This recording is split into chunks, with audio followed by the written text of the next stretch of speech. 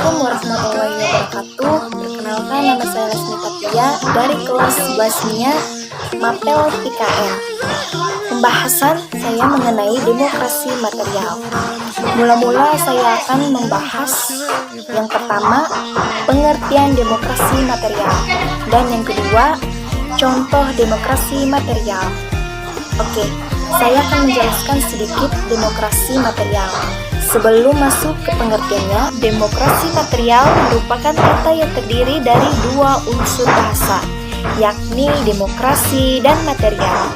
Demokrasi artinya kekuasaan dari rakyat untuk rakyat dan oleh rakyat, sehingga perihal ini rakyat atau masyarakat pemangku kekuasaan. Sedangkan material artinya proses sosial dan interaksi sosial yang dipergunakan sebagai sarana untuk mencerminkan masyarakat yang demokrasi. Contohnya nyata seperti keberadaan lembaga negara yang dibuat sebagai sarana untuk menyampaikan pendapat. Sekarang kita masuk ke pembahasan pertama. 1. Pengertian demokrasi material.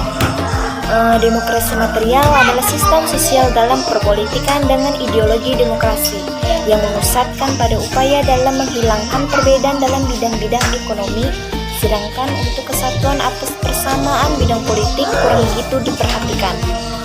Oleh karena itulah, kadang-kadang ada upaya dihilangkan di mana usaha untuk menghilangkan dilakukan dengan mengurangi perbedaan di bidang ekonomi yang dilakukan oleh partai penguasa dengan terus-menerus mengatasnamakan negara, di mana segala sesuatu sebagai hak milik negara dan hak milik pribadi tidak diakui.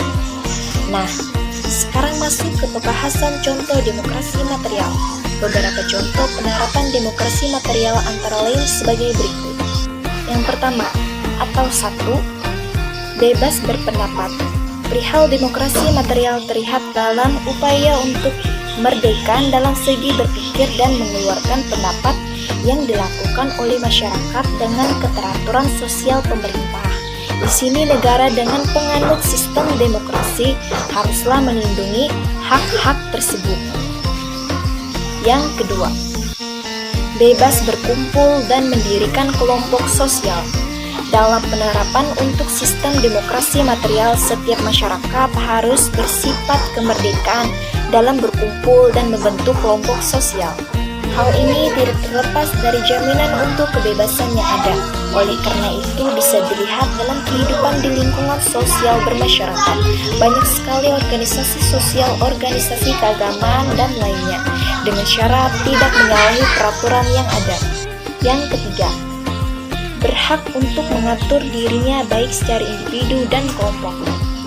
Dalam setiap penerapan demokrasi material, setiap masyarakat berhak untuk memerdekakan kehidupan bersama dengan terus-menerus mengatur diri sendiri yang senantiasa harus dengan corak pemerintahan yang legal dan sah dan tidak melanggar perundang-undangan. Dan yang terakhir atau yang keempat, kepentingan lembaga sejatinya lebih memihak pada rakyat. Pada kehidupan daerah modern, penerapan demokrasi material bisa terlihat daripada adanya berbagai tipe lembaga sosial yang dianggap sebagai perwakilan rakyat, misalnya DPRD, DPD, DPRI, dan lainnya.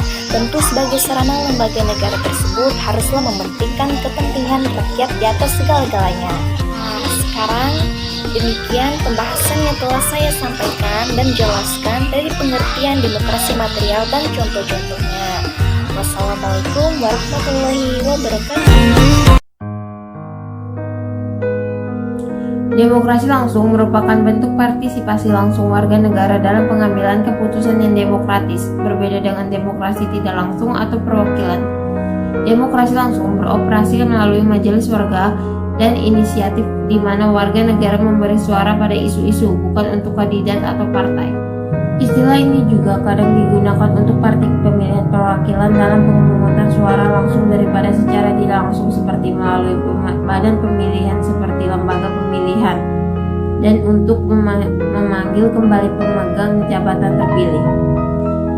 Demokrasi langsung juga dapat dipahami sebagai sistem institusi politik skala penuh, tetapi di zaman modern ini paling sering terdiri dari institusi pengambilan keputusan tertentu dalam sistem demokrasi perwakilan yang lebih luas.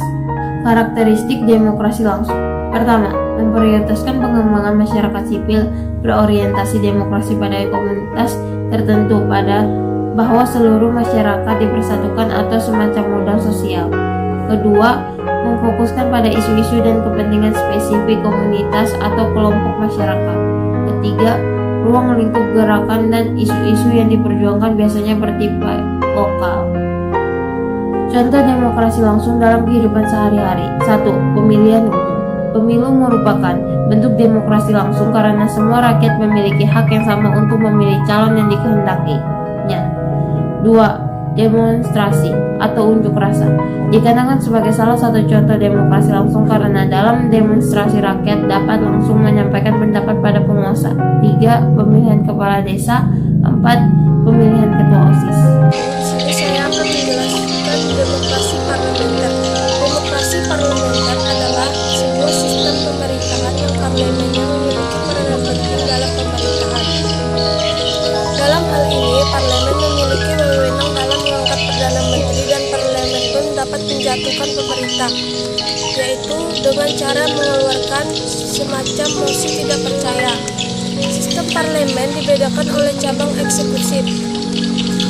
Pemerintah tergantung dari dukungan secara langsung atau tidak langsung. Cabang legislatif atau parlemen sering dikemukakan melalui sebuah veto keyakinan.